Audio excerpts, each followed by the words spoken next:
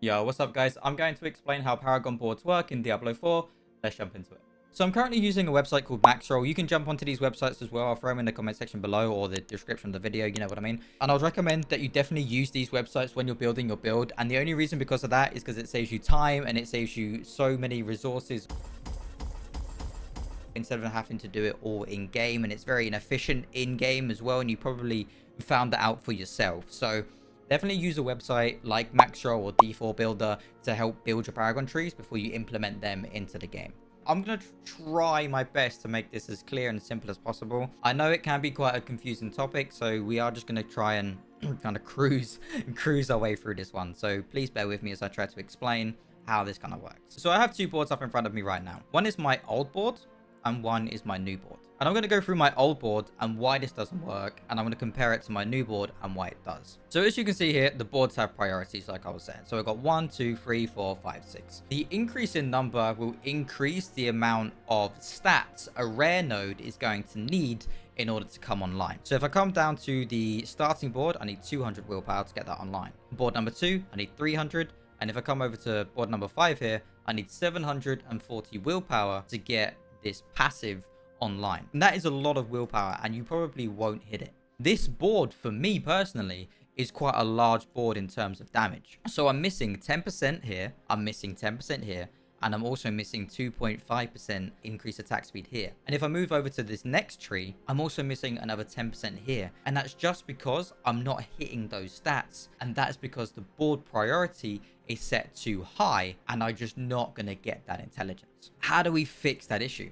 It is just simply by moving the boards around. We don't need to move any points around. We don't need to do anything like that. We just need to move the board's priority. So we come over to the new board. As we can see that my Lust of Carnage was board 5. Now it's at board 4 and it's now online. So I now do hit the dex requirements to get that extra 10%. I do hit the dex and willpower requirements to get that extra 10% here.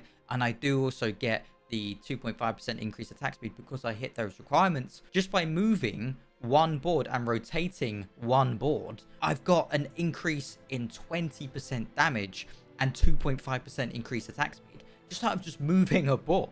And then I've also moved that board that was number 6 here. I've moved it to number 3 and now I hit those requirements. So just again, by moving and rotating two of those boards, I get a 30% increase or a 40% increase in damage. Now, when you place the board and where you place the board is actually very important as well. And I'm going to show you right now. So here we got board number 3 and this is now online. But that's because I added that third, and that's what's important here. If I did this entire tree here and went all the way up to number 5 and then I added this last, it's now board number 6 because I added it as the 6th board. That means I don't get that extra 10% increase in damage because the game's registering that the board is number 6 because I added it in the 6th position. So make sure when you are adding the boards, you add them in terms of the priority of when you kind of want the board to come online.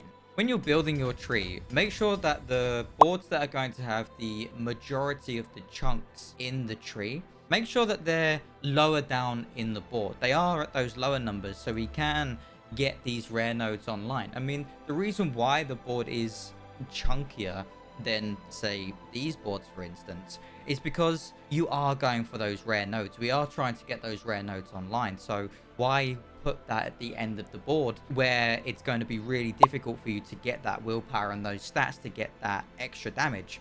So bring those down to get those online and get the things that you don't need online and put those right at the end for stats that you don't need. For example, I don't need core damage in my build because it's a basic attack build. So here I do get that 35%, but I don't need that 14% to be online. So I don't need to go for those stats to try and get that online because it's a complete waste for me to do so. So it makes more sense for me to push that board up into the 5-6 area than to have it in the 4, well, yeah, in about to the 3-4-2 area of the node tree, because again it's just a waste. It's I don't need it. And in the same for my Height and Malice, that was 2nd in my tree but now is 5th, 6th. So here, yes, I get 10% increase in poison damage and I get 4% bonus to damage reduction, But to me, that wasn't too important for me. So I put that at the end of the tree. And I'd recommend for you to do the same. Look at your tree, dissect your tree, and think about what you need in it and what you don't need in it. And then you can begin to move some of those boards around to really maximize and get the damage into your build as much as you can. So yeah, guys, that's my video on Paragon boards and how they work and explain them. If you'd like me to kind of delve into anything else about Paragon boards or builds or how they work, just let me know in the comment section below and I'll make sure to answer those questions for you. And if you want me to do a video on them, I'll make sure to do a video on them as well. Just maybe going through it a bit slower or in a little bit more detail where you can maybe, you know, understand it a bit more. But yeah, any questions, guys, throw them in the comment section below and I'll see you in the next one.